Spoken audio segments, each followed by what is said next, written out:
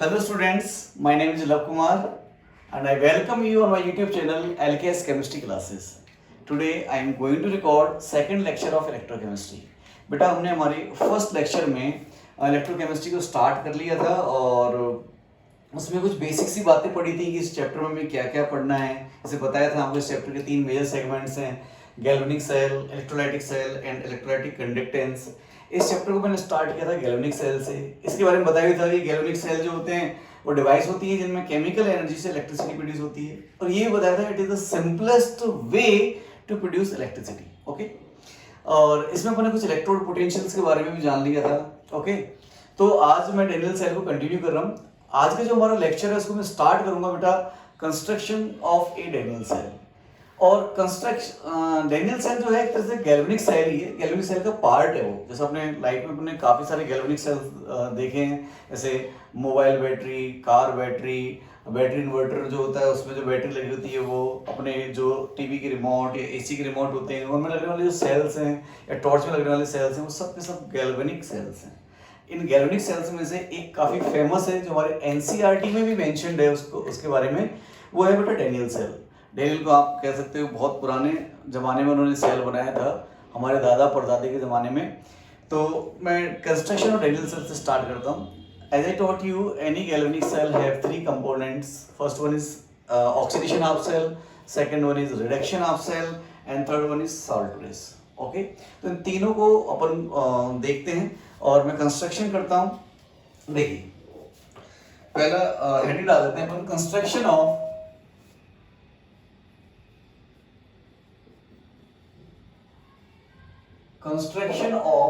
Daniel cell.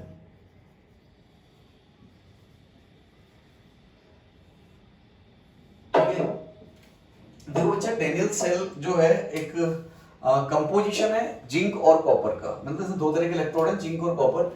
अब इसमें देखो एनोड किससे बनाए, कैथोड किससे बनाए, ये किसी भी सेल के लिए, not even for galvanic Daniel cell, किसी भी गैल्वेनिक सेल में कौन एनोड होगा कौन कैथोड होगा बेटा ये डिसाइड होता है इलेक्ट्रोकेमिकल सीरीज से, जो हम इस चैप्टर में आगे पढ़ने वाले हैं। अभी मेरे को उसकी जरूरत भी नहीं है, लेकिन मैं बता रहा हूँ कि कौन एनोड होगा कौन कैथोड होगा वो सब। अब जो डेनियल सेल है इसके 2 इलेक्ट्रोड होंगे, एक जिंक इलेक्ट्रोड होगा और एक कॉपर इलेक्ट्रोड होगा। अब इनमें कौन एनोड कैथोड होगा तो उसके लिए मैं अभी आपको इलेक्ट्रो केमिकल सीरीज नहीं पढ़ा रहा हूँ, जस्ट एक बेसिक सी रिएक्शन है जिससे मैं आपको बता सकता हूँ कि इसमें कौन एनोड होगा और कौन कैथोड होगा। ठीक है, जो आप क्लास 10th के बेसिस पे पढ़ के आते हो वो रिएक्शन है बेटा ये कि when zinc is dipped in aqueous solution of copper sulfate, what happened, आपने पढ़ा होगा सबने कि यहां से जिंक सल्फेट बनता है प्लस कॉपर, और ये सिंगल डिस्प्लेसमेंट रिएक्शन है, कॉपर डिपॉजिट हो जाता है। ये देखो सल्फेट आयन तो यहाँ स्पेक्टेटर आयन है बेटा, ये तो केवल चार्ज को बैलेंस कर रहा है। यदि मैं इस रिएक्शन को आयनिक फॉर्म में लिखूं तो क्या होगा, जिंक प्लस यहाँ कॉपर प्लस 2 स्टेट में कॉपर प्लस 2, यहां से बन रहा है जिंक प्लस 2 प्लस कॉपर। ठीक है बच्चा, इसका ये रिएक्शन तो पॉसिबल है बट इसके रिवर्स रिएक्शन पॉसिबल नहीं है।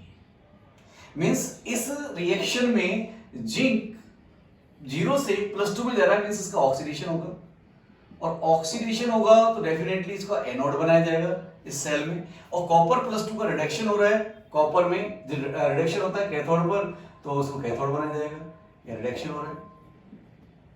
रिडक्शन वाला पोर्शन कैथोड और ऑक्सीडेशन वाला पोर्शन एनोड। मींस आपको पता लग गया कि डेनियल सेल में हम जिंक का एनोड बनाएंगे और कॉपर का कैथोड बनाएंगे।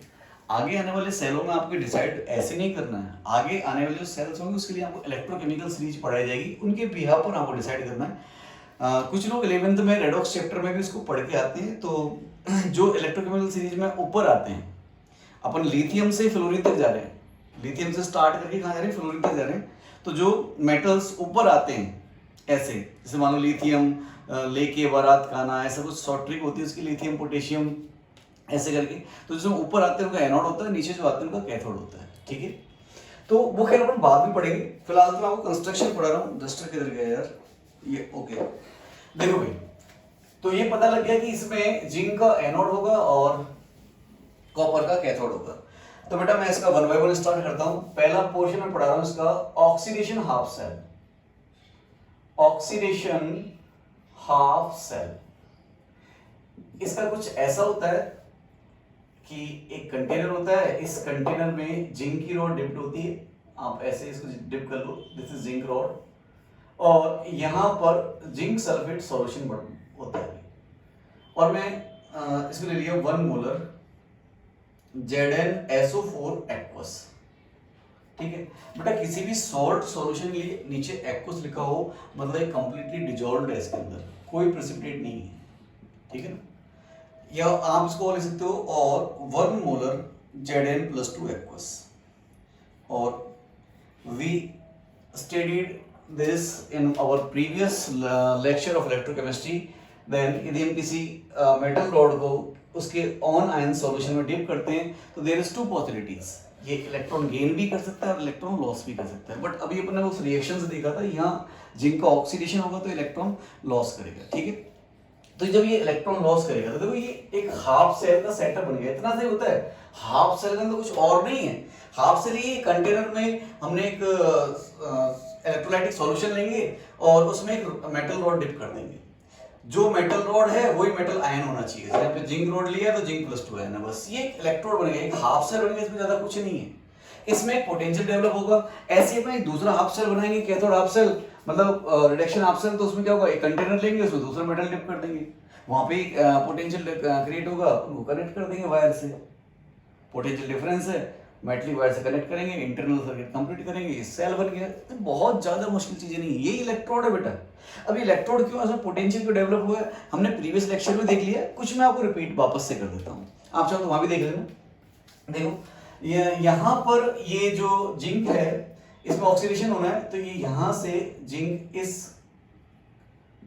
सॉल्यूशन में आ जाएगा, मतलब ऑक्सीडेशन हो रहा है, जिंक सॉलिड जा रहा है बेटा जिंक+2 में एक्वस में, मींस रॉड से जिंक किधर जाएगा +2 इलेक्ट्रॉन्स। तो हम पता है ना कि मास ऑफ जिंक रॉड इसमें डिक्रीज होने वाला है। अच्छा भाई, इस रिएक्शन के चलते क्या हुआ है कि देखो जैसे ही यहां से जिंक+2 आयन इसमें आया तो बेटा इलेक्ट्रिकल न्यूट्रल थी रॉड, तो जब पॉजिटिव आयन सॉल्यूशन में आ गया तो इसके इलेक्ट्रॉन्स क्या है, इस रॉड पर कंप्यूटर होंगे।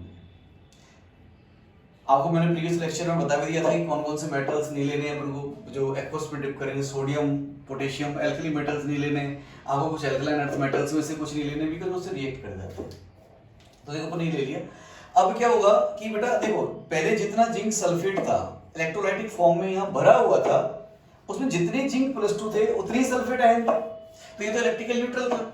अब एक्चुअली हुआ क्या है कि इस जिंक रॉड से जिंक+2 आयन इधर आए, तो यहाँ कंसंट्रेशन ऑफ जिंक+2 बढ़ रही होगी। देखो एक्स्ट्रा जिंक+2 आयन, पहले जो थे वो तो थे ही, अब एक्स्ट्रा आ गए, तो यहाँ पर पॉजिटिव चार्ज होगा और यहाँ इस रॉड पर उसके इलेक्ट्रॉन चले जाएंगे, तो इस पॉजिटिव और नेगेटिव में अट्रैक्शन होगा, तो यहाँ पर ये जिंक+2 का एक्युमुलेशन हो जाएगा बेटा, आसपास में इकट्ठे हो जाएंगे। इस समय डॉट जो लगा रहा हूँ बेटा वो जिंक+2 को रिप्रेजेंट कर रहे हैं ना, ये जिंक+2। अब देखो यहाँ पॉजिटिव चार्ज एक्यूमुलेट हो गया पास में और इस रॉड पर नेगेटिव चार्ज है, तो there is a charge separation, double layer बन गई, एक नेगेटिव लेयर और एक पॉजिटिव लेयर। और बेटे जहां चार्ज सेपरेशन होता है, मैं बता चुका हूं आपको, वहां पर क्या होगा, पोटेंशियल होगा। तो देखो यहाँ पे पोटेंशियल क्रिएट हो गया। बेटे इस छोटी सी रिएक्शन में देखो कैसे केमिकल रिएक्शन से इलेक्ट्रिसिटी प्रोड्यूस करते हैं अपन। भाई इलेक्ट्रिसिटी में सिंपल पढ़ लिया होगा ना अपने, पोटेंशियल डिफरेंस जहां है वहां इलेक्ट्रिसिटी फ्लो होगी, डेफिनेटली हो। तो हमने इस केमिकल रिएक्शन से पोटेंशियल क्रिएट कर लिया यहाँ पे, बस इतना सिंपल सा सेटअप है। ये जो पोटेंशियल क्रिएट हुआ होगा, जैसे कि हम पढ़ भी चुके हैं पहले भी, उसको अपन कहेंगे ऑक्सीडेशन पोटेंशियल, बिकॉज यहाँ पर ऑक्सीडेशन हुआ है, तो it is E oxidation, E naught oxidation. Not क्यों लगा रहा हूं, मैंने यहाँ कंडीशन जो कंसंट्रेशन है वो 1 मोलर दी है, क्योंकि कंटेनर ओपन है तो प्रेशर भी कितना रहा होगा, 1 बार रहा होगा। टेम्परेचर एनी ले सकते हैं, बट जनरली रूम टेम्परेचर की बात करते हैं अपन, तो ये नॉट शो करता है स्टैंडर्ड सेल पोटेंशियल को। तो E naught oxidation, E naught oxidation, या इसको आप कह सकते हो ई नॉट ऑक्सीडेशन जिसका हुआ है, किसका हुआ है, जिंक का हुआ है, तो Zn। और देखो सॉलिड से एक्वस में गया है, इसको अपन आगे पढ़ेंगे, जब भी फेज चेंज होगा तो अपन सिंगल वर्टिकल लाइन लिखेंगे, Zn से Zn+2 कह सकते हैं, और इसको आप स्टैंडर्ड ऑक्सीडेशन पोटेंशियल SOP भी कह सकते हो। बेटा इसकी वैल्यू कैलकुलेट की गई, ये आया 0.76 वोल्ट। अब अभी मत पूछना यार आप मेरे से, मैं जस्ट इस कंस्ट्रक्शन के बाद में ये बताने वाला हूँ कि ये कैसे कैलकुलेट हुई इसकी वैल्यू। मीन्स आप देख लो बच्चा, हमने जैसे जिंक सल्फेट के सॉल्यूशन में जिंक रॉड डिप की, वहां पर एक पोटेंशियल डेवलप हो गया। ऐसे ही हम दूसरा पार्ट बनाएंगे, उसमें पोटेंशियल डेवलप होगा, पोटेंशियल डिफरेंस है, इलेक्ट्रिसिटी फिल होगी। कितना सिंपल सा सेटअप है देखो सेल का। इसलिए मैंने कहा था it is the simplest way to produce electricity. Okay, देखो मैं एक पॉइंट और ऐड कर देता हूं इसमें, आप चाहो तो। वो ये है कि बेटा दो चीजें होती हैं एक्चुअली, एक होता है सॉल्यूशन प्रेशर,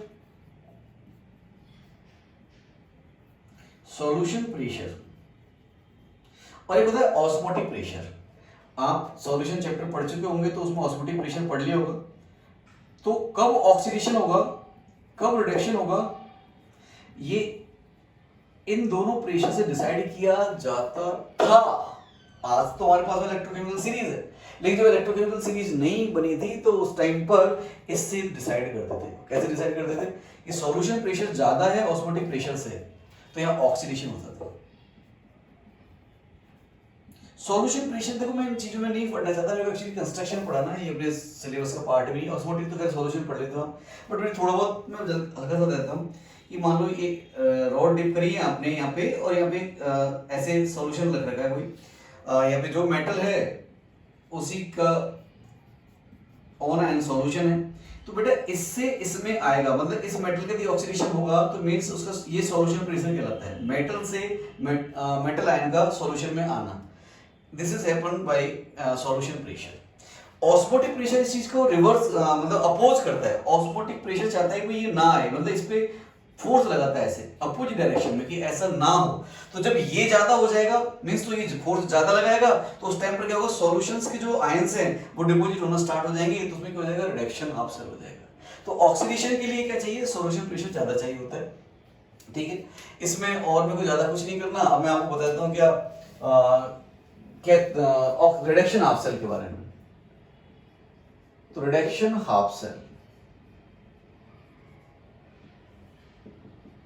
देखो भाई, यहां पे ऐसा कुछ है। अच्छा, ये जब सेल कंप्लीट होगा ना बेटा, तो चूंकि इलेक्ट्रॉन रिच है, नेगेटिव प्लेट है, ये अपन प्रीवियस लेक्चर में पढ़ चुके हैं देखो, बट फिर भी मेरे को लग रहा है कि यहाँ बताना चाहिए वापस एक बार। तो नेगेटिवली चार्ज प्लेट है, इलेक्ट्रॉन आ गए, नेगेटिवली चार्ज इलेक्ट्रोड, और जब इलेक्ट्रॉन्स यहाँ एक्सेस में है तो इलेक्ट्रॉन्स फ्लो होंगे, तो आप पता लगे कि इलेक्ट्रॉन यहाँ से यहाँ जाएंगे, तो करंट की डायरेक्शन यहाँ से ही होने वाली है। ठीक है, अच्छा भाई, रिडक्शन हाफ सेल में फिर एक कंटेनर लेता हूं, और मैं यहाँ पे कॉपर सल्फेट का 1 मोलर सॉल्यूशन लेता हूं। एक्वस सॉल्यूशन मींस वाटर में बनाया हुआ सॉल्यूशन है, और आप इसको 1 मोलर Cu+2 एक्वस भी कह सकते हो। इसमें आपने कॉपर रॉड डिप कर दी, और कॉपर रॉड, जैसे मैंने उस रिएक्शन बताया था, कॉपर का रिडक्शन होगा।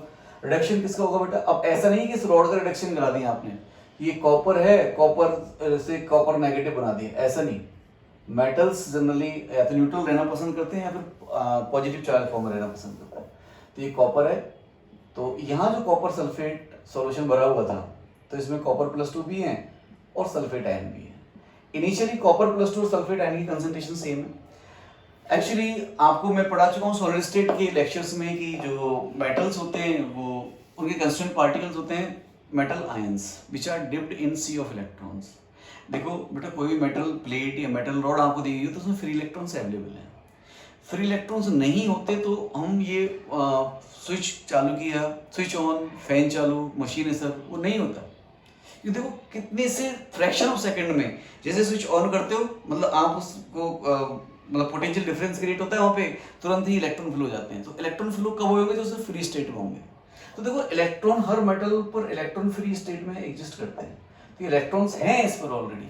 तो इसमें क्या होता है बेटा, ये कॉपर जो है, कॉपर+2, यहाँ ये इलेक्ट्रॉन लेके डिपॉजिट होना स्टार्ट हो जाता है।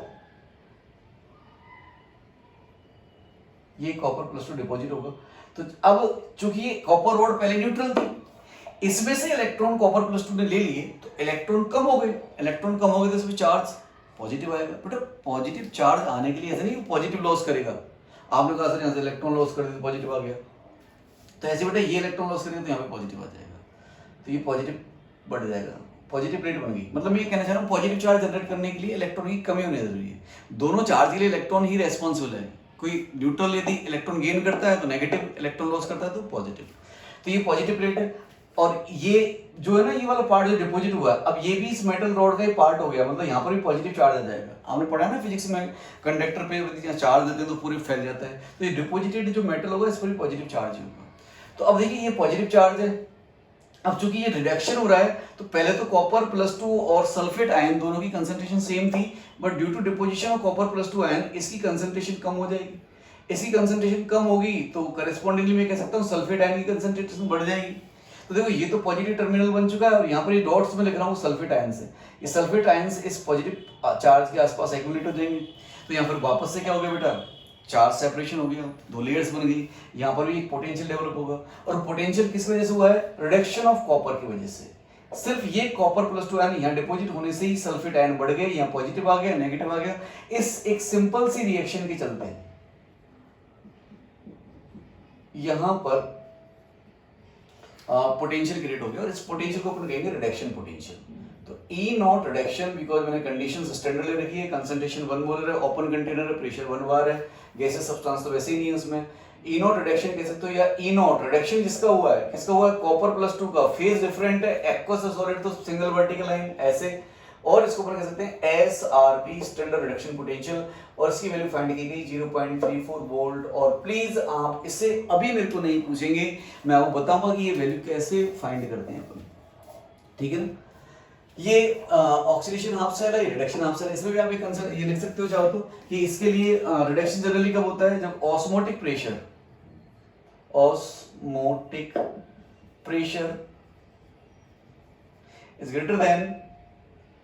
Is greater than solution pressure.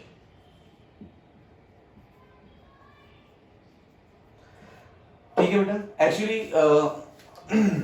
चलो फिर उसको अपन लेते हैं बाद में। ये दो पोर्शन हो गए इसके, ऑक्सीडेशन हाफ सेल और रिडक्शन हाफ सेल। अब यहाँ पर ये पोटेंशियल जनरेट हो चुका है, मैं इसको भी ऐसे बाहर लगा देता हूँ ऐसे। तो आपको क्या लगता है, इन दोनों को कनेक्ट करते से करंट फिल हो जाएगी? तो मैं कहूँगा नहीं, क्योंकि अभी एक चीज और बाकी है, सॉल्ट ब्रिजर उसका फंक्शन जानना। ठीक है, तो मैं स्टार्ट करूँ भाई, this is oxidation half, this is reduction half. अब मैं स्टार्ट करता हूँ सॉल्ट ब्रिज। ओके, मैं इस बोर्ड को रफ करना चाहूंगा, बट एक बार पहले रफ कर लेता हूँ। ओहो, ये क्यों रफ कर दिया, दोबारा बनाना पड़ेगा। चलो इसको रफ नहीं करूंगा, ऐसे और सारी चीजें रफ कर देते हैं अपन, ये ऐसे करके।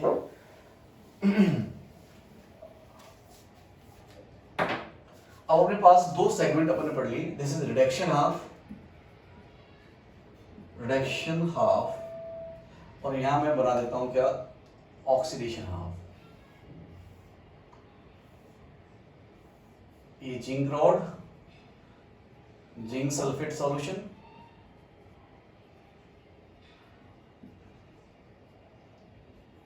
ऐसे यहाँ पर मतलब ये नेगेटिव प्लेट है, यहाँ पर इलेक्ट्रॉन्स होंगे पता है आपको, और पॉजिटिव प्लेट हो गई। मैंने इनको कनेक्ट कर दिया एक वोल्टमीटर से, ये गैल्वेनोमीटर से कनेक्ट कर सकते हो आप, करंट फ्लो होगी नहीं होगी। पहले चलो गैल्वेनोमीटर से कर लो।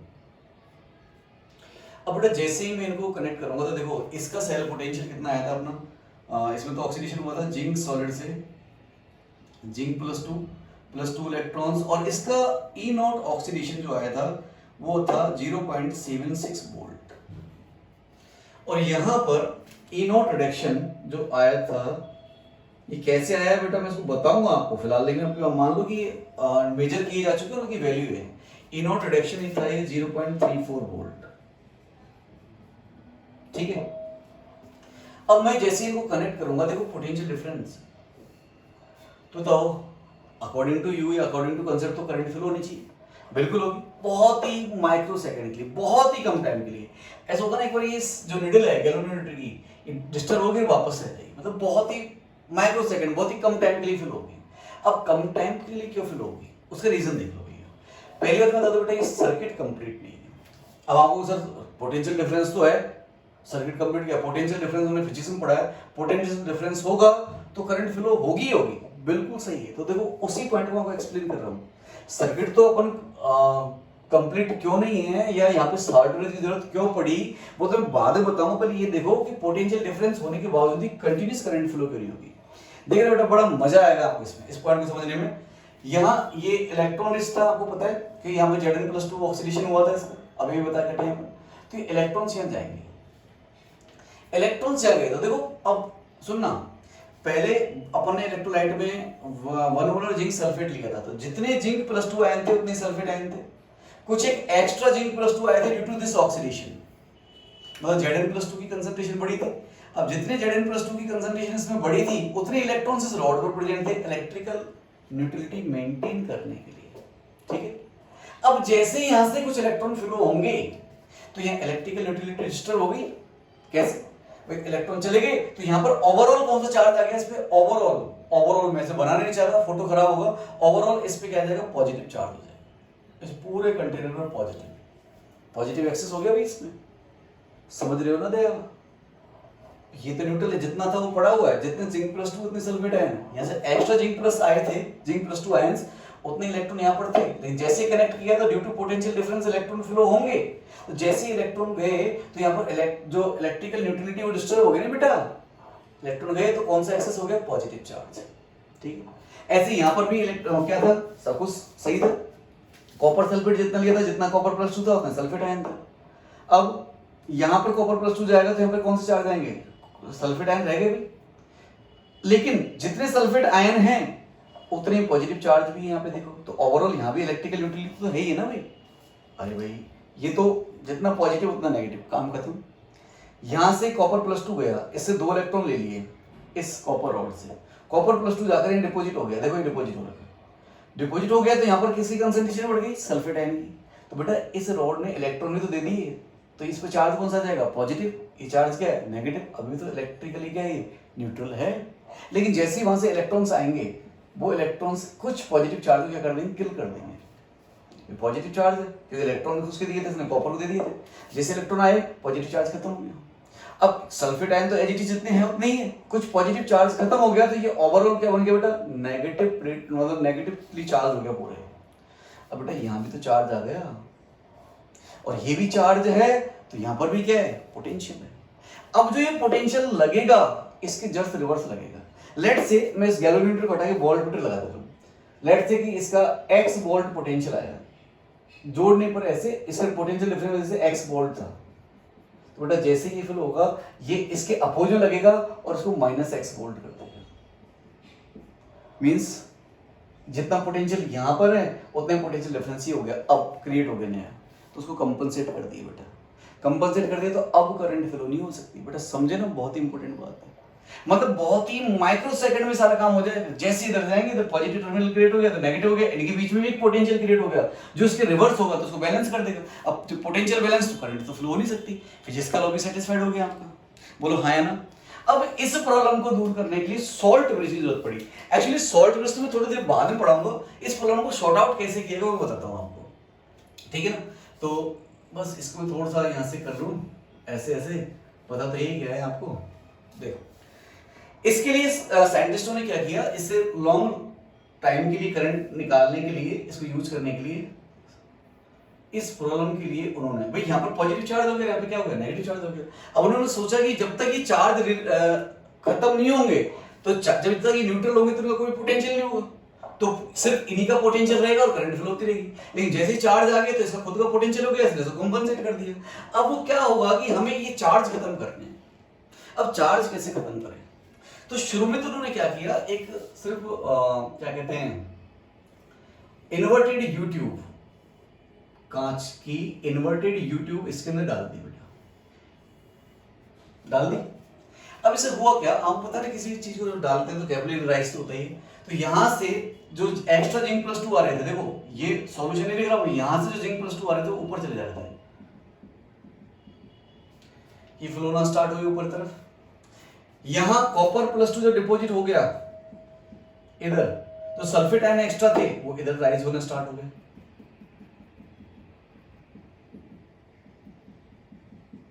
और एक पॉइंट पे ये मिल गए, ये पॉइंट पे मिल गए। अब देखो होता क्या है,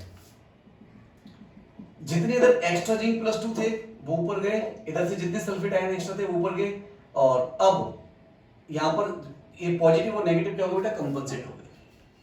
अभी फील नहीं आपको बताता हूँ, चलो जिंक +2 एक्स्ट्रा थे, इसको चाहिए नेगेटिव चार्ज, तो नेगेटिव चार्ज यहाँ से आ रहा है ना बेटा, इस तरह से फिल हो रहा है इसके अंदर, या आप ऐसे कह सकते हो कि ये जिंक प्लस 2 एक्स्ट्रा है, यहाँ से सल्फेट आयन चल के आएगा और इधर से, और एक्चुअली बेटा यही होता है जो रियल डेनियल सेल के फोटो में आपको बना के बता दूंगा, उसमें सल्फेट आयन का एक पोरस जो होता है ना, पोरस प्लेट होती है, उससे ट्रांसफर होता रहता है बेटा।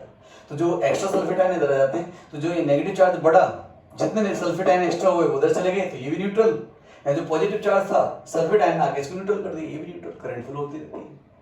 अब उसमें यहाँ एक प्रॉब्लम है, उसको एक्सप्लेन करने के लिए ऐसा कुछ बनाया बेटा मैंने, कि जो ये यहाँ से पॉजिटिवली चार्ज एक्स्ट्रा जो पॉजिटिव चार्ज थे यहाँ इफेक्ट हो गए, यहाँ से एक्स्ट्रा नेगेटिव चार्ज स्टार्ट हो गए। अब बेटा ये भी तो दो मतलब चार्ज की लेयर बनेगी, पॉजिटिव और नेगेटिव, ये सेपरेट हो रहे हैं, यहाँ पर भी पोटेंशियल हो जाएगा। उससे कहेंगे बेटा अपन LLJP। LLJP मैं इसके ऊपर बाद में आपको पहले बता देता हूँ। पहले क्या प्रॉब्लम हो रही थी, सेल में करंट करी जा रही थी, जैसे ही जाना स्टार्ट हुआ इन पे चार्ज आ गए, इनका भी पोटेंशियल जनरेट हो गया, जिसने उसको ऊपर वाले कंपनसेट कर दिया, चार्ज फ्लो होना बंद हो गई।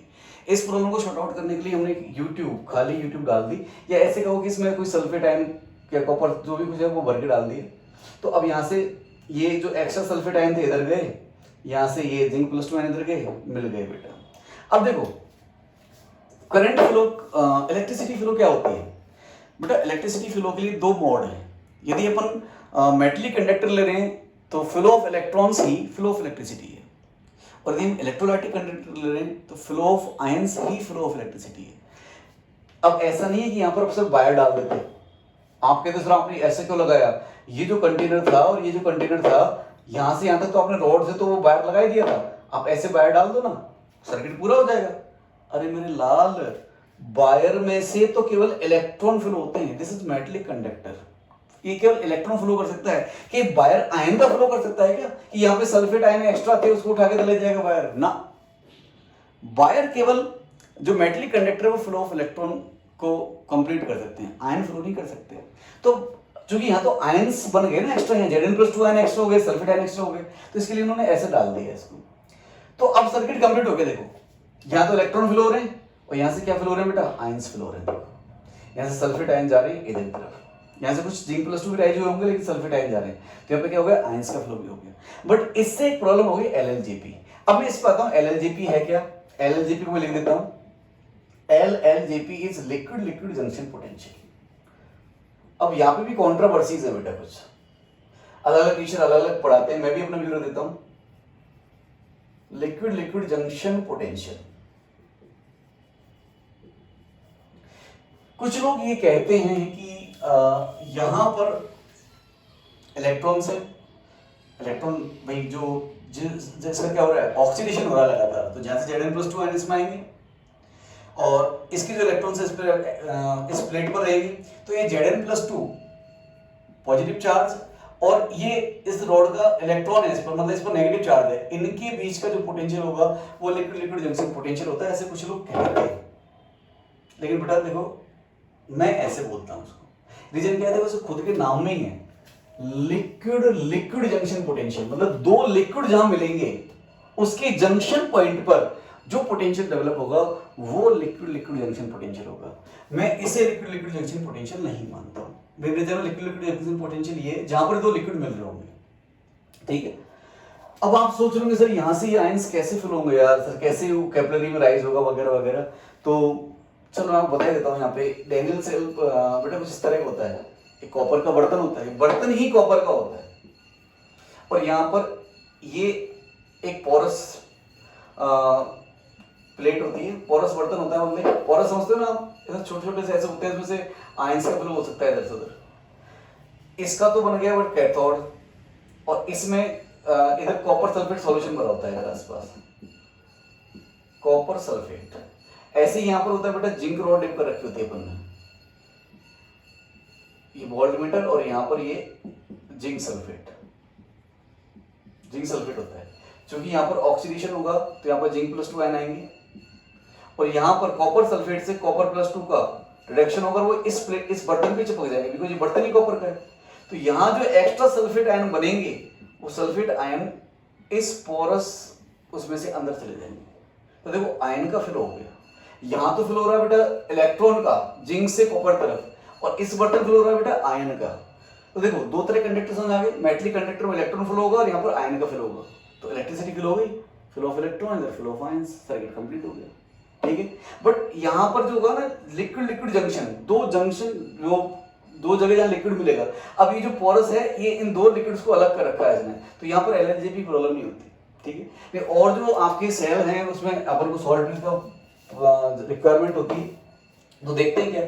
अब मैं आपको आता हूँ बेटा सॉल्ट ब्रिज पे। देखो ये तो उन्होंने पहले सॉल्ट ब्रिज से पहले ये सेटअप लगाया था, लेकिन इसमें क्या हुआ, जो ये एलएलजेपी क्रिएट हुआ बेटा, इसमें प्रॉब्लम क्या आई, इसको क्यों कंटिन्यू नहीं किया गया उसका देख लो भाई। एलएलजेपी लिक्विड लिक्विड जंक्शन पोटेंशियल इसकी कुछ वैल्यू होती है। लेट्स से इस वोल्ट मीटर ने इसका कोई भी ले लो आप, जैसे 1.1 वोल्ट रीड किया बेटा, इसका इतना पोटेंशियल जनरेट करना चाह रहा है, और एलएलजेपी ले लो आप, it is 0.2 volt let's say. तो बेटा एलएलजेपी जो होता है वो रिवर्स लगता है किसके, सेल पोटेंशियल के, means LLJP is harmful for the cell, ये सेल के जो रियल पोटेंशियल इसको डिक्रीज कर देगा, रिवर्स डायरेक्शन में लगेगा बेटा, आप समझ रहे हो ना। अरे भाई एक प्लेट 6 वोल्ट की है, एक प्लेट 2 वोल्ट की है, तो पोटेंशियल डिफरेंस कितने का आएगा बेटा, 4 का ही तो आएगा इसमें से, ये तो पढ़ रखा है ना। ये 0 वोल्ट कर देंगे तो कितने का आ जाएगा, 6 का आ जाएगा पूरा पूरा, तो ऐसे ही हार्मफुल है। तो अब ये 0.2 वोल्ट का है मान लो एलएलजेपी, तो ये सेल निकालना तो इतना चाह रहा था, बट ड्यू टू एलएलजेपी अब ई सेल कितना होगा इसका 1.1 माइनस 0.2, बिकॉज इसको अपोज कर रहा है, तो 0.9 वोल्ट ही होगा, मतलब 0.2 वोल्ट का पोटेंशियल ड्रॉप हो जाएगा बेटा, समझे। अब आपको सर इतना सही तो हो जाने दो भाई, बैटरी बहुत ज्यादा वोल्ट की नहीं बनती है, इवन आपके घर में जो इन्वर्टर वाली बैटरी होती है ना बेटा, वो भी 6-7 वोल्ट की होती है, 8 वोल्ट की होती होगी, आई थिंक सो, जो मुझे लगता है। अब आपको सर 8 वोल्ट से हमारे तो पंखे चल जाते हैं, लेकिन तो 220 वोल्ट पे लगे होते हैं, हमारे जो टीवी फ्रिज एसी 220 वोल्ट पे काम करते हैं, तो बेटा वो अकेले बैटरी से ना चल रहे होते हैं, उसके लिए साथ में इन्वर्टर दिया जाता है। इन्वर्टर लाइक आपने पढ़ा होगा ट्रांसफार्मर, जो लो पोटेंशियल को हाई पोटेंशियल में कन्वर्ट करता है, तो बैटरी के साथ इन्वर्टर का सेटअप होता है, तो बैटरी से तो इतना ही वोल्ट जाता है उसके अंदर इनपुट में, लेकिन आउटपुट में वो लगभग 200 या 220 वोल्ट के आसपास निकालता है, जिससे अपने पंखे कूलर चलने लगते हैं। Is that clear? तो अब इस प्रॉब्लम को शॉर्ट आउट करने के लिए तीसरी term of importance salt bridge. Is that clear? मैं इसको रेज कर रहा हूं बेटा पूरा, मैंने आपको समझा दिया है। तो सॉल्ट ब्रिज देखो भाई, सॉल्ट ब्रिज क्या होता है इधर समझा देता हूं, इसको इरेज कर दूं मैं, और सॉल्ट ब्रिज ऐसा नहीं कोई धांसू मतलब रॉकेट साइंस हो, वो ऐसा ही है, बस उसमें कुछ कर दिया आपने, थोड़ा सा चेंज कर दिया उसमें। एक्चुअली पता है बेटा, टाइम के साथ साथ मॉडिफिकेशंस होते रहते हैं, और वो बेटरमेंट के लिए होते हैं। अब पता ना, पहले ग्राम बेल ने जब फोन बनाया था, तो एक ऐसे माइक होता था बोलने वाला, और एक ऐसे होता था सुनने वाला, फिर उसको बाद में एक में ही कर दिया गया, लैंडलाइन वाले फ़ोन चलते थे, धीरे धीरे मोबाइल पे शिफ्ट हुए। अब देखो ना मोबाइल कहाँ से कहाँ गए, कीपैड से लेके टच फोन, और उसमें भी कितनी सारी चीज़ें आ गई।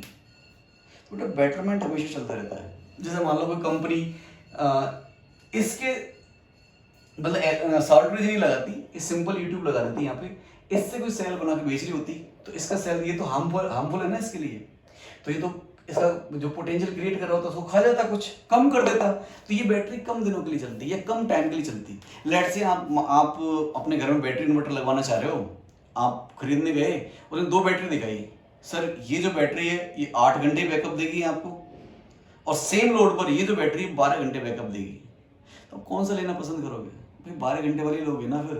तो बेटरमेंट की हमेशा रिक्वायरमेंट है, तो इसलिए इस प्रॉब्लम को शॉर्ट आउट करने के लिए फिर सॉल्ट ब्रिज डिस्कवर किया गया। और सॉल्ट ब्रिज क्या होता है मैं बताता हूं आपको, देखो सॉल्ट ब्रिज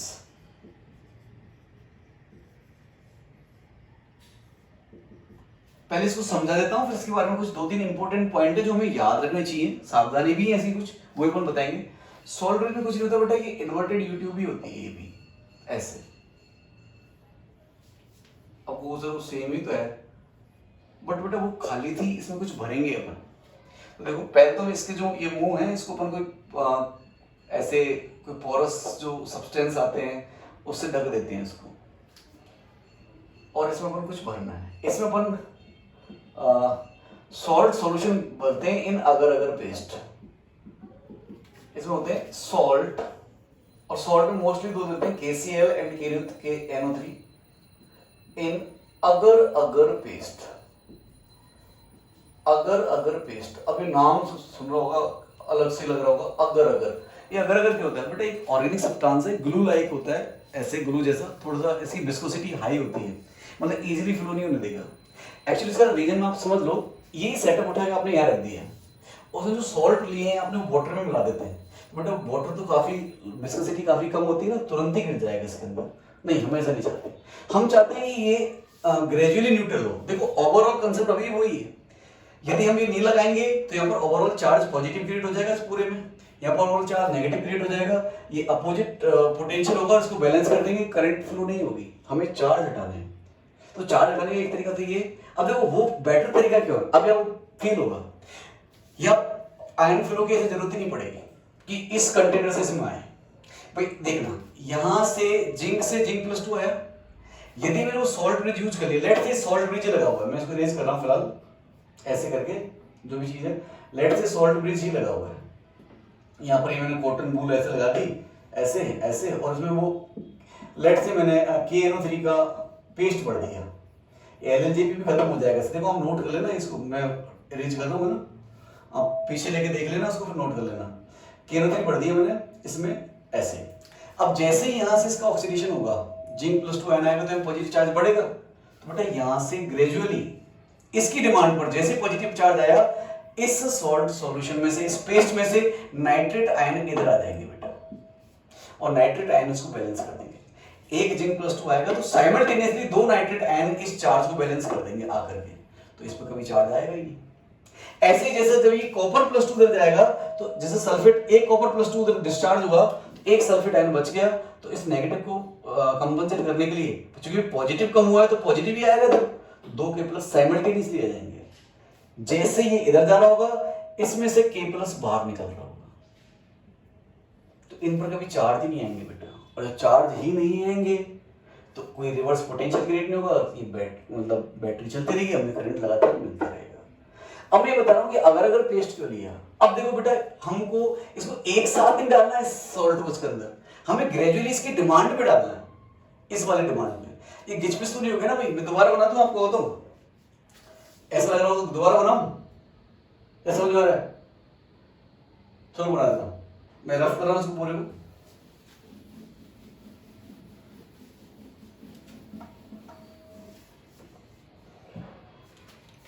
जल्दी जल्दी बन जा भाई, बन जा, ऐसे हो गया। या 1 मोलर जिंक सल्फेट एक्वस है, जिंक रोड डाल रखी है हमने, या 1 मोलर कॉपर सल्फेट एक्वस है, या कॉपर रोड डाल रखी है, इनको अपन ने वोल्टमीटर से कनेक्ट किया हुआ है, और इनको अपन ने सॉल्ट ब्रिज लगा हुआ है। सॉल्ट ब्रिज में अगर पेस्ट में KCl या KNO3 भरा हुआ है, रेड से मैंने KNO3 मान लिया इन अगर पेस्ट, अगर पेस्ट। अब देखोगे यहां से जैसे जिंक +2, चूंकि देखो रिएक्शन होगी, इलेक्ट्रिसिटी फिल होगी, तो यहां से क्या होगा, इसका ऑक्सीडेशन होगा, तो जिंक से तो जिंक +2 बनेगा, और यहां से सॉल्यूशन से कॉपर +2 डिस्चार्ज हो रहे होंगे, समझ रहे हो इस बात को। तो यहां पर देखो अलग जो पॉजिटिव चार्ज आएगा एक्स्ट्रा, भाई ये तो न्यूट्रल है पूरे, जितने जिंक +2 उतनी सल्फेट आएगा, एक्स्ट्रा जो जिंक आएगा इसको न्यूट्रलाइज करने के लिए तुरंत ही यहां से नाइट्रेट आयन आ जाएंगे बेटा, 2 नाइट्रेट आयन और आ जाएंगे, तो इसमें चार्ज आएगा नहीं कभी। ऐसे जब कॉपर +2 जाएगा तो सल्फेट आयन एक्स्ट्रा बच जाएंगे, तो कॉपर +2 की पॉजिटिव चार्ज कम हुआ है, तो उसको बैलेंस करने के लिए 2 पॉजिटिव चार्ज, 2 K+ तुरंत ही आ जाएंगे। तो हम चाहते हैं ग्रेजुअली आए इसकी डिमांड पर, ऐसा ना एक साथ गिर जाए, इसलिए हम इसे गाढ़ा बनाते हैं। मतलब गाढ़ा बनाने के लिए इसमें अगर पेस्ट ग्लू से भी ज्यादा गाढ़ा होता है, विस्कोसिटी होती है, इसमें सॉल्ट को बढ़ा देते हैं, स्लोली ग्रेजुअली इसके अंदर है। ठीक है, ये बात समझ आई बेटा आपको। ये सॉल्ट ब्रिज है। अब इसके बारे में कुछ पॉइंट ले लेते हैं सॉल्ट ब्रिज के बारे में। पहला point, it completes internal circuit. Internal circuit कैसे, यहां से तो अपने इलेक्ट्रॉन फ्लो करा दिए, और यहां से क्या होगा बेटा, आयंस फ्लो हो रहे हैं, देखो ऐसे भी और ऐसे भी, तो आयन फ्लो हो रहे ना, तो सर्किट कंप्लीट हो गया। दूसरा, it reduces LLJP problem. LLJP problem क्यों? अब देखो वहां कोई दो लिक्विड मिल रही है क्या? दो लिक्विड मिल रही है क्या? कहीं नहीं मिल रहे, सिर्फ नाइट्रेट आयन आ रहे हैं, लिक्विड नहीं मिल रहे। या कोई लिक्विड नहीं है तो पेस्ट भरा हुआ है उसका, डायरेक्ट लिक्विड का कोई कनेक्शन नहीं है। ठीक है, थर्ड पॉइंट, ये इंपॉर्टेंट पॉइंट है बेटा। अब देखो आप सोच रहे हो सर आपने दो ही क्यों लिए? एक्चुअली सॉल्ट तो आप कोई भी ले सकते हो, इसकी कंडीशन। अब कंडीशन क्या देखना, ये भी मजेदार पॉइंट है, मजा आएगा देखो आपको, मजा सभी चीज मजे ही मजे की। यहाँ तो भैया कंसेप्ट जब क्लियर होते हैं ना बच्चे को, तो एंजॉइंग मतलब एंजॉयमेंट आता है, वो फील होता है कुछ है। देखो पहले लिख देता हूँ तब एक्सप्लेन करूंगा कि इंपॉर्टेंट पॉइंट ये है कि salt which is used in salt bridge must have almost same mobility of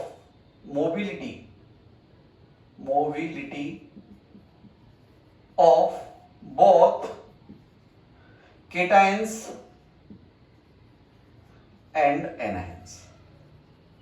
means salt में जो केटायन उनकी मोबिलिटी सेम होनी चाहिए। मोबिलिटी को आप म्यू से भी लिख सकते हो, यानी मोबिलिटी ऑफ एम से लिख सकते हो, कैसे लिख दो? तो मैं mu of K plus near equals to mu of Cl minus is equals to mu of NO3 minus. तो आप चाहे तो KNO3 बना लो इसका कॉम्बिनेशन, चाहे KCl बना लो। अब इसका इंपॉर्टेंस क्या है मोबिलिटी का, वो मैं बताता हूँ आपको। देखो भाई, मान लो हमने कोई ऐसा सॉल्ट ले लिया होता कि जिसमें एनायन की जो मोबिलिटी है mu of anion A minus ये ज्यादा है mu of B plus, cation से मोबिलिटी ज्यादा है। ऐसा कोई AB का कॉम्बिनेशन का सॉल्ट अपने यहां बढ़ दिया, KNO3 जगह AB का बढ़ दिया। अब होगा क्या कि जैसे ही सेल वर्क करना स्टार्ट करेगा तो जिंक का तो ऑक्सीडेशन होगा, तो ये जिंक प्लस 2 आयन एक्स्ट्रा आएंगे। अब इस चार्ज को कंपनसेट करने के लिए यहां से इस सॉल्ट मेटेरियल से कौन भागेंगे? एनायंस भागेंगे। तो चूंकि एनायंस की मोबिलिटी तेज है, ये तुरंत आगे तो क्या कर देंगे? न्यूट्रल कर देंगे, मतलब इसमें कोई चार्ज नहीं आने देंगे। लेकिन जब ये इलेक्ट्रॉन यहां जाएंगे तो रिडक्शन होगा, कॉपर प्लस 2 डिपॉजिट होगा, तो किसी कंसंट्रेशन ज्यादा हो जाएगी सल्फेट आयन की। तो जिस मोमेंट पर यहां जिंक प्लस 2 आया तुरंत ही एनायन ने उसको कंपनसेट कर दिया। लेकिन चूंकि केटायन की मोबिलिटी कम है तो उसी टाइम पर इस एनायन को कंपनसेट नहीं कर पाएगा। समझ रहे हो, थोड़ा डिले करेगा वो उसको, एट ए टाइम साइमल्टेनियसली नहीं होगा। इसका इफेक्ट क्या आएगा भाई? ये तो तुरंत न्यूट्रलाइज हो गया, ये नहीं हुआ। तो जब तक ये न्यूट्रलाइज नहीं होगा, मतलब ये यहां पर इस कंटेनर नेगेटिव चार्ज एक्स्ट्रा है, पड़ा हुआ है, तो ये इलेक्ट्रॉन्स को इधर आने कर अपोज करेगा, मतलब रिपल्शन देगा। मींस करंट कम हो जाएगी, लाइट डिम हो जाएगी। डिम लाइट होता है ना, तुरंत ऐसे कम जलेगा, मतलब वो ब्राइटनेस नहीं रहेगी। बल्ब यदि जलाओगे तो कम जलेगा, डिम लाइट हो जाएगी। तो इस प्रॉब्लम को दूर करने के लिए जरूरी है कि जिस टाइम पर ये एनायन इसमें आए उसी टाइम पर केटायन इसमें जाए, ताकि अपन एक अच्छी मतलब रेगुलर करंट ले सके, रेगुलर उससे विड्रॉ कर सके, लाइट डिम ना हो। तो इन केटायंस की केटायन और एनायंस की मोबिलिटी होनी चाहिए सेम होनी चाहिए। Is that clear? और फोर्थ पॉइंट में इसको लिख देता हूं बेटा, ये भी एक इंपॉर्टेंट पॉइंट है कि यदि जो इलेक्ट्रोलाइटिक सॉल्यूशन, जैसे अपने कॉपर सल्फेट लिया है, जिंक सल्फेट लिया है, इन इलेक्ट्रोलाइटिक सॉल्यूशन में यदि Ag plus Pb plus 2 Hg2 plus 2 ऐसा कुछ हो, एक्सेट्रा और भी हो सकते हैं, यदि प्रेजेंट है इन इलेक्ट्रोलाइटिक सॉल्यूशन ऑफ इलेक्ट्रोड्स, ये है, then we will not use KCl in salt base।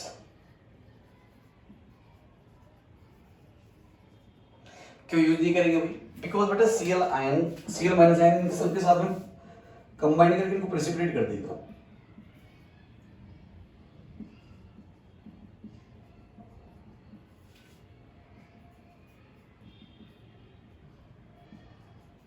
यहाँ से AgCl प्रेसिपिटेट हो जाएगा, यहाँ से PbCl2 प्रेसिपिटेट हो जाएगा, यहाँ से Ag2Cl2 प्रेसिपिटेट हो जाएगा।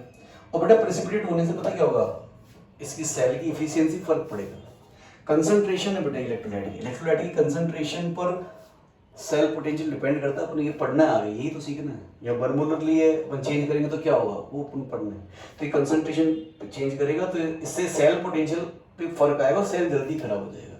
तो यदि ऐसा है, चूंकि हमको पता है ना नाइट्रेट सबके सॉल्युबल होते हैं बेटा, हम मोस्टली KNO3 यूज करते हैं बिकॉज नाइट्रेट सबके सॉल्युबल है except one, bismuth, third oxy nitrate. ये नाइट्रेट जो होता है वो इनसॉल्युबल होता है बेटा। इनऑर्गेनिक में पढ़ाऊंगा आपको मैं, वरना दुनिया के सारे नाइट्रेट सॉल्युबल होते हैं। ये आपको समझ में आ गया बेटा। अब देखो, ये मैंने आपको डेनियल सेल का कंस्ट्रक्शन पढ़ा दिया, ये डेनियल सेल है। अब हम इस चैप्टर में आगे क्या करने वाले हैं, मतलब इस सेगमेंट में उस पर ध्यान देते हैं बेटा, ठीक है। देखो तो मैं एक बार इसको इरेज कर दे रहा हूं पूरा। अब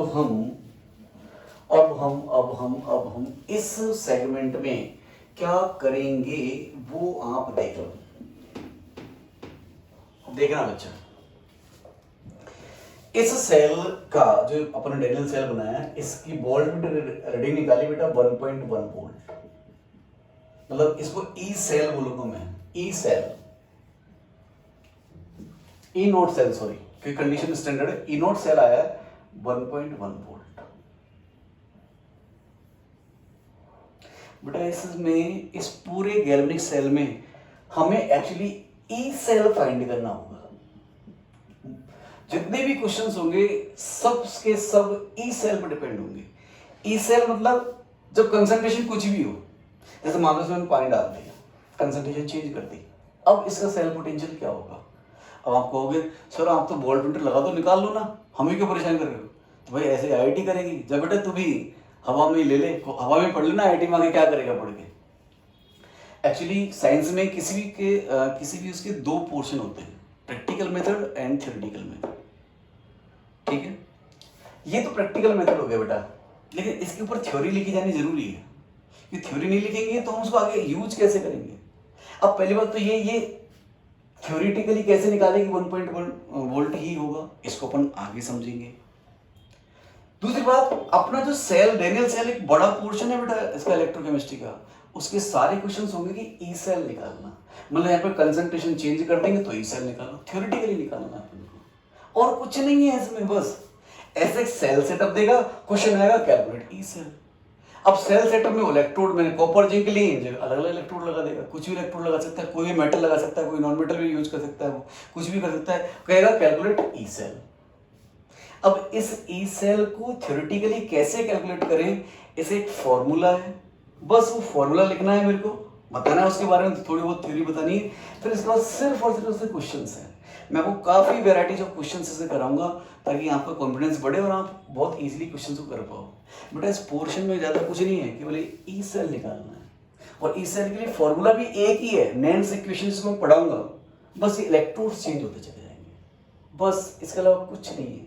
अब इसमें आपको छोटी छोटी सी बातें याद रखनी है, आप बस कंसिस्टेंटली मेरे वीडियोस देखते जाओ। मैं गारंटी लेता हूँ कि ये जो भी टॉपिक्स मैं आपको पढ़ा रहा हूँ उनके आप बहुत ज़्यादा कंफर्टेबल फील करोगे, ठीक है ना।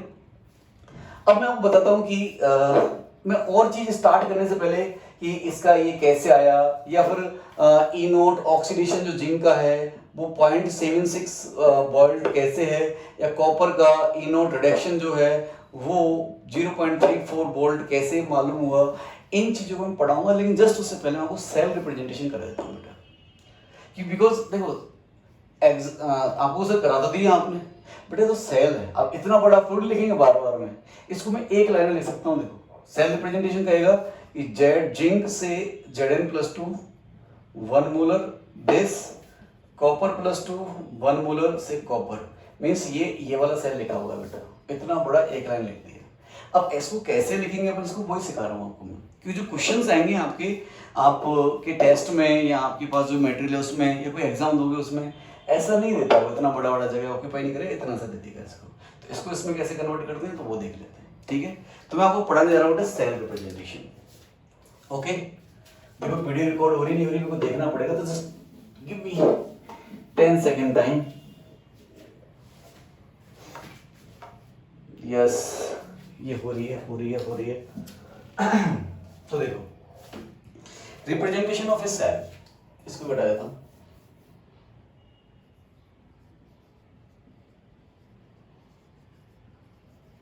रिप्रेजेंटेशन ऑफ ए सेल, देखो भैया मतलब ये कुछ स्टैंडर्ड चीजें साइंटिस्टों ने बताई है कि आपको ऐसे ऐसे करो। इसको लिखने के लिए नोटिफिकेशन आपको दिए हैं, तो वो क्या है भाई कि पहला तो मैं लिख देता हूं कि भाई आप एनोड को पहले लिखोगे, सॉल्ट ब्रिज को आप डबल वर्टिकल लाइन से शो करोगे, और देन आफ्टर आप कैथोड लिखोगे। कभी भी लेफ्ट हैंड साइड में कैथोड नहीं लिखना है, मतलब लिखा है तो ऐसा नहीं कि सेल गलत हो गया, भाई सेल तो अपना काम ही कर रहा है, वो सिर्फ रिप्रेजेंटेशन गलत है, रिप्रेजेंटेशन भाई वो गलत हो गया। ठीक है, तो ये डबल वर्टिकल लाइन जो है सॉल्ट ब्रिज को शो करेगी। अब पॉइंट लिखता हूं आपको कि जैसे मैं डेनियल सेल को लिखता हूं, डेनियल सेल अभी हमने पढ़ के आए हैं, तो एनोड में क्या हो रहा था, उसमें ऑक्सीडेशन, ऑक्सीडेशन किसका हो रहा था बेटा, जिंक का। तो जिंक सॉलिड है, किस में जा रहा था, जिंक +2 में, ये एक्वस फॉर्म में। तो देखो जब दोनों में फेज डिफरेंस हो तो अपन मैं कहता हूं बार बार इसको सिंगल वर्टिकल लाइन से शो करते हैं। तो डेनियल सेल के लिए ये तो एनोड हो गया। अब सॉल्ट में लिखो, कैथोड पर क्या होता है बेटा, रिडक्शन। रिडक्शन में क्या हुआ है, कॉपर +2 एक्वस था, उससे क्या बन गया, कॉपर सॉलिड बन गया। यहां वापस से फेज डिफरेंस है, सिंगल वर्टिकल लाइन लगा। This is Daniel cell. और चूंकि मैंने कंसंट्रेशन 1 मोलर लिखी थी, तो यहां 1 मोलर लिख दूंगी ऐसे। तो अब मैं इसमें 2-3 पॉइंट लिख देता हूं, छोटा सा टॉपिक है, फिर देखते हैं अपन। कंसंट्रेशन पहला लिखता हूं मैं, पहला पॉइंट लिखता हूं, B use single vertical line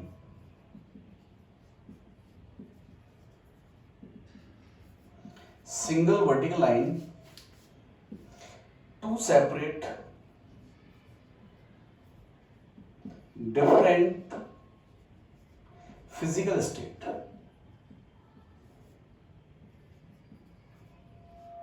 and be use comma to separate same physical state in cell representation। ये छोटी छोटी सी बातें हैं बेटा इस टाइप से। जैसे मान लो यहाँ तो ये सॉलिड से किसमें गया था, एक्वस में गया था, तो ऐसे कर दिया। मान लो सेम फिजिकल स्टेट होती है, सेम फिजिकल स्टेट का एग्जांपल लिखूंगा, बट एक दो पॉइंट लिख देता हूँ। Concentration of electrolyte and partial pressure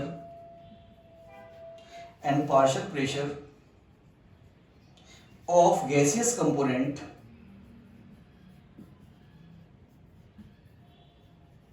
gaseous components can be written in the cell representation। Representation पूरा लिख लेंगे आप ये ऐसे करके, ठीक है। ये डेनियल सेल है ये। अब मैं आपको बताता हूँ, जैसे एक इंपॉर्टेंट पॉइंट, इफ मैं कहना चाह रहा हूँ, जैसे मान लो अब यहाँ तो जिंक रॉड थी, भैया अपन का जो ऑक्सीडेशन किसका हुआ है, जिंक का हुआ है। अब जिंक तो सॉलिड है और मेटल है, तो उसकी अपने रॉड बना दी, यही अपना इलेक्ट्रोड का काम कर गया। मतलब ये डेनियल सेल में अपन ने यहाँ से ये वोल्टमीटर जोड़ दो, बस ये काम कर जाएगा। ये जिंक की रॉड जो होती है ना, उससे अपन ने जोड़ दिया इसको। ये मान लो कंपोनेंट उसका गैसियस होता है या एक्वस होता है, तो फिर अब जैसे गैसियस होता मान लो मैं कहूँ कि लिख देता हूँ, चलो पहले B use inert electrode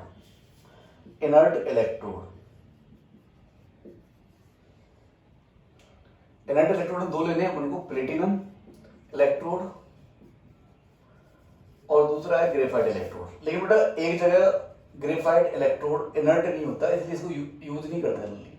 graphite electrode एक जगह था, इलेक्ट्रोकेमिस्ट्री में पढ़ेंगे अपन जब एल्यूमिनियम का क्या कहते हैं ओर से एल्यूमिनियम ले रहे होते हैं ना, तो उस प्रोसेस में ग्रेफाइट जो है एक एक्टिविट क्या कहते हैं इनर्ट का अपोजिट क्या होगा, एक्टिव इलेक्ट्रोड तरह काम कर जाता है। तो मैं जनरली प्लेटिनम इलेक्ट्रोड ही लेंगे। We use platinum electrode as an inert electrode if components which are participating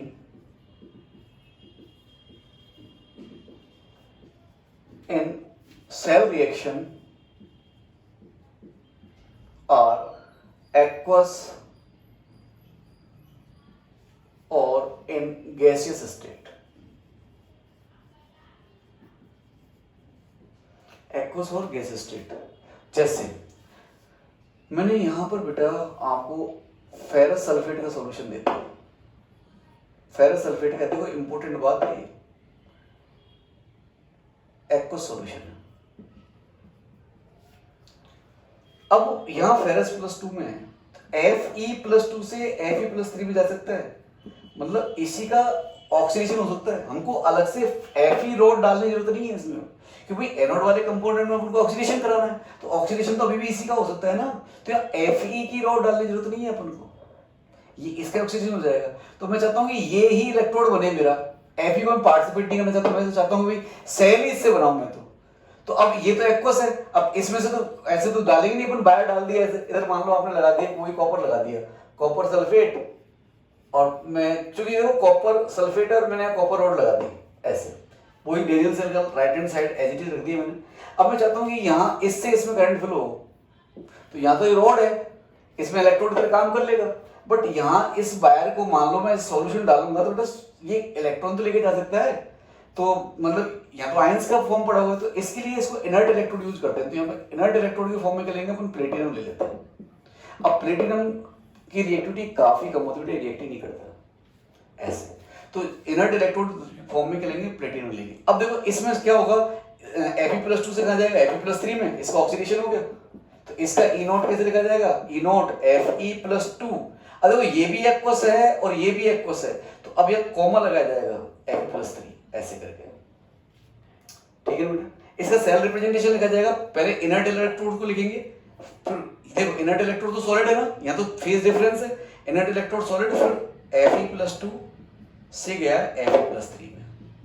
inert electrode को यूज करेंगे तो उसको सेल रिप्रेजेंटेशन लिखा जाएगा, we use inert electrode in this that, and अगला पॉइंट यहाँ ले लेता हूं मैं, in cell representation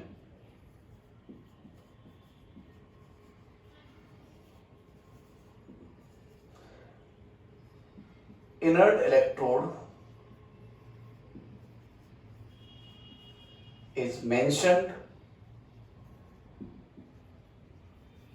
either it is anode or cathode or both। Inert electrode को अपन मेंशन करेंगे। और फोर्थ और लास्ट पॉइंट लिख लो, हाँ बस इसमें ज्यादा कुछ नहीं, सेल रिप्रेजेंटेशन सिखा दूंगा आपको अभी। और फोर्थ और लास्ट पॉइंट लिख लो, ये पॉइंट क्या है कि जो गैसियस रिएक्टेंट होंगे, रिएक्टेंट या प्रोडक्ट होंगे, यानी मैं गैसियस कंपोनेंट बोल दूं बेटा, उनको अपन इलेक्ट्रॉन इनर्ट इलेक्ट्रोड से जस्ट पहले या जस्ट बाद में लिखते हैं। तो देखो भाई, अच्छा मैं लिख देता हूं gaseous components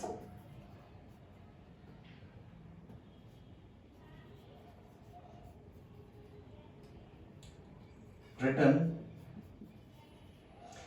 just after inert electrode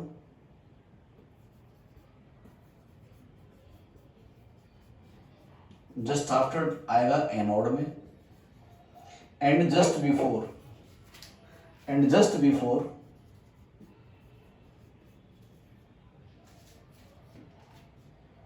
in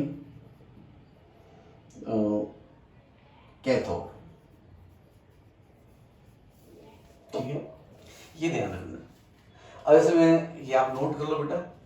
इसका मैं प्रैक्टिस करा देता हूँ आपको। रेज कर दो पूरा एक बार, सेल रिप्रेजेंटेशन एंड होता है। ज्यादा कोई खास इसमें बातें नहीं है बेटा, खास बातें तो शुरू करेंगे अपन।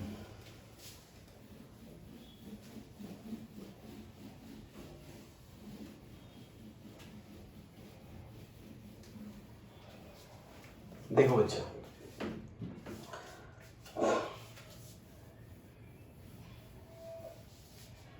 अब मैं आपको क्या पढ़ा हूँ, सेल रिप्रेजेंटेशन हो गया। अब मैं आपको ये पढ़ाता हूँ, मैंने आपको बताया था ना कि एक बार वीडियो देख लेता हूँ कितने देर का हो गया। ऑलमोस्ट 1 घंटे का हो गया। तो ऐसा करते हैं, फिर इसको नेक्स्ट में ही लेके जाएंगे, नेक्स्ट में स्टार्ट करेंगे। अब देखो बेटा, गैल्वेनिक सेल काफ़ी इंपॉर्टेंट है, ये तो पता लग गया होगा आपको। अब हमें पूरे क्वेश्चंस में क्या करना है, ई सेल फाइंड करना है थ्योरेटिकली। प्रैक्टिकली तो अपन वोल्टमीटर से कर लेंगे उसको, थ्योरेटिकली करना है। वो करना कैसे है मुझे ये सिखाना बस आपको। जितने भी क्वेश्चंस आएंगे कैलकुलेट ई सेल, बस और कुछ नहीं है। और केवल एक ही फॉर्मूला है, फिर भी बच्चे गलती करते हैं। क्यों करते हैं कि वो उसको अच्छे से नहीं पढ़ते, उसको कहीं ना कहीं कुछ कंसेप्ट में वो मिस्टेक्स कर देते हैं। बट डोंट वरी, आपके कंसेप्ट बिल्कुल लूज नहीं होंगे, आप बहुत ही मस्त तरीके से क्वेश्चंस कर पाओगे, बहुत ज़्यादा कॉन्फिडेंट फील करोगे। जितने भी आप जहाँ भी पढ़ रहे हो, जिस जगह जिस इंस्टीट्यूट्स में या कोई बुक लगा रहे हो, तो मैं कोशिश करूंगा कि उसके ओवर 90% क्वेश्चंस आप कर पाओगे। लेकिन बशर्ते आपके लेक्चर्स कंसिस्टेंटली देखने होंगे और रिवीजन साथ साथ करना होगा थ्योरी का, और उसका एप्लीकेशन करना फिर मैं सिखाऊंगा आपको क्वेश्चंस में। टेंशन आउट, जो भी आप क्वेश्चंस कर रहे हो तो आपके है ही है। हर टॉपिक पे अपन भी काफ़ी सारे क्वेश्चंस करेंगे। एक बार उसमें उस पोर्शन तक पहुंच जाऊँ जहाँ पे क्वेश्चंस करने होते हैं, ठीक है। तो आज के लेक्चर में आपको सेल रिप्रेजेंटेशन और डेनियल सेल कंस्ट्रक्शन वगैरह ये बता दिया। अब हमको ये देखना है कि हम कैसे ई सेल कैलकुलेट करें, उसके बारे में अपन को जानना है, थ्योरी उसकी थ्योरी पढ़नी है। बट उससे पहले मैं आपको पढ़ाऊंगा क्या कि अपन ने जो पढ़ा था ना, हाफ सेल्स के रिडक्शन पोटेंशियल आए थे। जैसे डेनियल सेल में ई नॉट ऑक्सीडेशन आया था 0.76 वोल्ट, और कैथोड का आया था ई नॉट रिडक्शन आया था 0.34 वोल्ट। वो कैसे आए, तो उसके लिए भी आप 2-3 पॉइंट्स हैं वो लिख लो, फिर नेक्स्ट क्लास में उसको ले लेंगे अपने कंटिन्यू करने के लिए कि half cell potential, half cell potential. अब हाफ सेल है, देखो ये कंप्लीट है नहीं, हाफ सेल एक electrode, never be calculated, never be calculated, क्या कहते हैं इसको, अरे रिलेटिव ही करते हैं उसको अपन, absolutely never be calculated absolutely.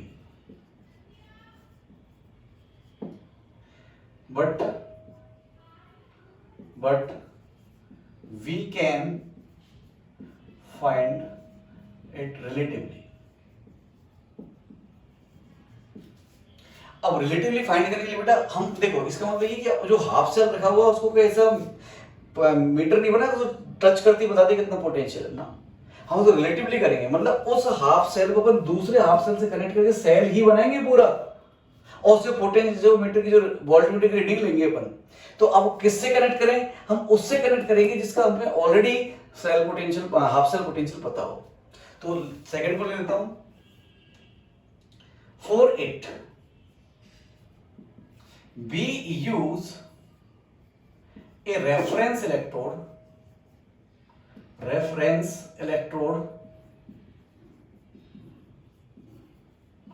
as SHE standard hydrogen electrode. Standard मतलब वही कंडीशन स्टैंडर्ड है, pressure 1 bar concentration 1 molar. And इसका बेटा जो है ना, जो सेल पोटेंशियल इसको 0 मान लेंगे, and cell potential E naught of SHE is taken as 0, is taken as 0। इसको 0 कहते हैं क्या बेटा, SHE का। अगला पॉइंट ये SHE पढ़ाऊंगा इसी में। ये SHE को अपन कैथोड बना सकते हैं और एनोड बना सकते हैं, डिपेंड ऑन द कंडीशन, दोनों की तरफ बिहेव करेगा। SHE can be act as cathode as well as anode. अगर SHE होता क्या है, मैं पढ़ाई देता हूँ। SHE थोड़ा सा छोटा सा टॉपिक है, क्योंकि अगले लेक्चर में फिर अपन वो मेन जो अपना पोर्शन है वो स्टार्ट कर पाएंगे। तो SHE स्टैंडर्ड हाइड्रोजन इलेक्ट्रोड।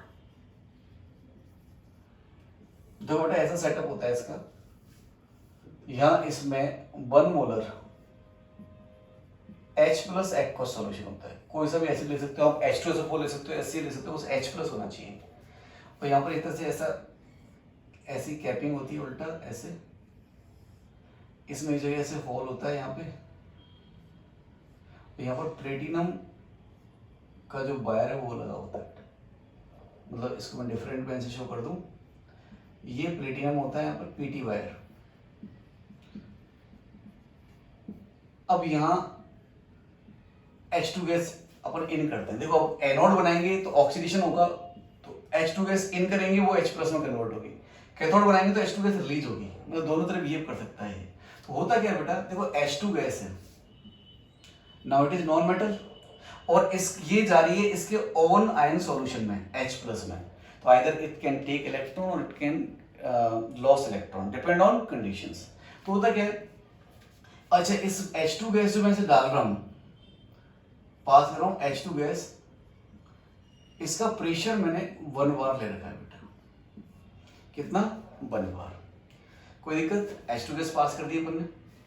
अब होगा क्या, देखो उसमें H2 गैस से बनेगा H plus, half H2 gas लिख दो चाहो तो, प्लस इलेक्ट्रॉन। देखो ऑक्सीडेशन हो गया इसका, और यहाँ पे ये गैस है और ये एक्वस है। अब मतलब इन दोनों को तो अपन इलेक्ट्रोड बना नहीं सकते ना, इलेक्ट्रोड तो कोई मेटल ही होगा जो करंट कैरिंग, मतलब इलेक्ट्रॉन को कैरी कर सके। तो इसके लिए अपन ने इनर्ट इलेक्ट्रोड यूज किया, PT वायर। आप समझ गए इसको, इनर्ट इलेक्ट्रोड। और चूंकि ऑक्सीडेशन हो रहा है तो ये एज एनोड वर्क कर रहा है बेटा, एज एनोड। अब इसका सेल रिप्रेजेंटेशन कैसे करेंगे बेटा, देखो पहले अपन इनर्ट इलेक्ट्रोड को लिखेंगे, PT लिख दिया मैंने। यहां से शुरू करते हैं हम एनोड को, इनर्ट इलेक्ट्रोड से शुरू करते हैं, और सेल रिप्रेजेंटेशन को खत्म भी इनर्ट इलेक्ट्रोड पे करते हैं यदि यूज रखा हो तो, मतलब लास्ट में भी इनर्ट इलेक्ट्रोड लिखेंगे अपन। स्टार्ट यहां से किया। अब PT के आगे तो आप हमेशा लगाओगे ये, क्यों? ये जरूरत ही तब पड़ी है जब ये एक्वस से गैस रहा होगा, तो मतलब अब ये सॉलिड है तो बचे हुए तो क्या होंगे, एक्वस गैस रहेंगे, तो ये तो लगाना ही है आपको। अब जो गैसियस है इसको जस्ट आफ्टर लिखना है, तो लिखना तो है ये, देखो H2 गैस है और H2 गैस से कहाँ है, एक्वस। देखो अब यहाँ पर फेज डिफरेंस है, गैस है और ये एक्वस है, तो यहाँ पर वापस सिंगल वर्टिकल लाइन आएगी, H2 गैस और H प्लस है। यहाँ H2 गैस का जो प्रेशर है वो 1 बार आप मेंशन कर सकते हो, और यहाँ इसकी कंसंट्रेशन 1 मोलर मेंशन कर सकते हो। इस cell representation of SHE at anode, SHE standard hydrogen electrode. देखो कंडीशन स्टैंडर्ड लगी है, ये सेल रिप्रेजेंटेशन इसका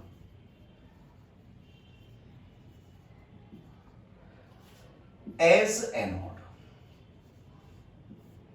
ठीक, अब ये सेल हो गया। तो देखो भाई इस सेल से अब मेरे को निकालना है किसका, कॉपर वाले को निकालना था। Copper plus 2 aqueous 1 molar. देखो कंडीशन स्टैंडर्ड, हमेशा अपन ई नॉट ही कैलकुलेट करेंगे इससे, स्टैंडर्ड कंडीशन का। बचा हुआ तो जो अपन कंसंट्रेशन यदि अलग कर दी, प्रेशर अलग कर दिया, तो वो तो ई सेल हो जाएगा, उसको तो अपन थ्योरेटिकली कैलकुलेट करेंगे। प्रैक्टिकली भी कर सकते हैं वोल्टमीटर लगा के, बट वो हमारे लिए तो थ्योरेटिकली उसका एक्सप्लेनेशन। तो कॉपर प्लस 2 है, और यहाँ पर क्या है, कॉपर सॉलिड है। ये आपका कैथोड है, और मैं यहाँ पर सॉल्वेंट लगा के SHE लिख देता हूँ बेटा। आप चाहो तो ये लिख दो PT H2 या H प्लस, डायरेक्ट आप SHE लेटर्स में भी लिख सकते थे। ये 1 बार और ये 1 मोलर, ऐसी कंडीशन है। करंट कैरिंग PT है यहाँ पर कॉपर है, इनके बीच में मैं वोल्टमीटर लगा दूंगा, देखो ये सेल कंप्लीट हो जाएगा। सेल कंप्लीट हो जाएगा तो इसकी रीडिंग आई थी जब अपने इसको, क्योंकि इसका ई नॉट सेल तो क्या है बेटा, 0 है। ई नॉट ऑक्सीडेशन कह सकते हो, ई नॉट ऑक्सीडेशन ये 0 है। तो ये जो ये वोल्टमीटर रीडिंग देगा वो केवल इसकी रीडिंग देगा बेटा। तो इसकी रीडिंग आई थी बेटा कितनी, ई नॉट कॉपर प्लस 2 से कॉपर, इस वोल्टमीटर की रीडिंग थी वो जो मैंने लिखी थी 0.34 वोल्ट। आई बात समझ में, ऐसे निकालते हैं। मतलब हाफ सेल को भी कंप्लीट सेल बनाना पड़ेगा। जब रेफरेंस इलेक्ट्रोड बोलेंगे तो खुद का 0। अभी एज कैथोड कैसे यूज करना है इसको वो बता देता हूँ बेटा मैं आपको। तो रफ कर दो इसको।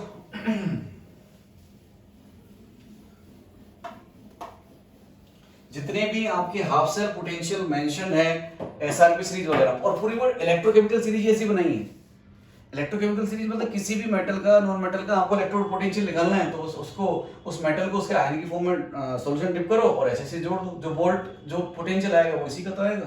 तो जो पूरी इलेक्ट्रोकेमिकल सीरीज इसी से बनाई गई है, बस यहाँ पे चेंज करते चले जाओ, ये रीडिंग आती चली जाएगी आपकी, बस बात खत्म। इनको आप वहाँ टेबुलेट कर लेंगे, टेबल के फॉर्म में लिख देंगे, वो इलेक्ट्रोकेमिकल सीरीज हो जाएगी आपकी। अच्छा, ये एज एनोड मैंने बताया एसएचई को, अब मैं लिख रहा हूँ SHE as cathode, SHE as cathode.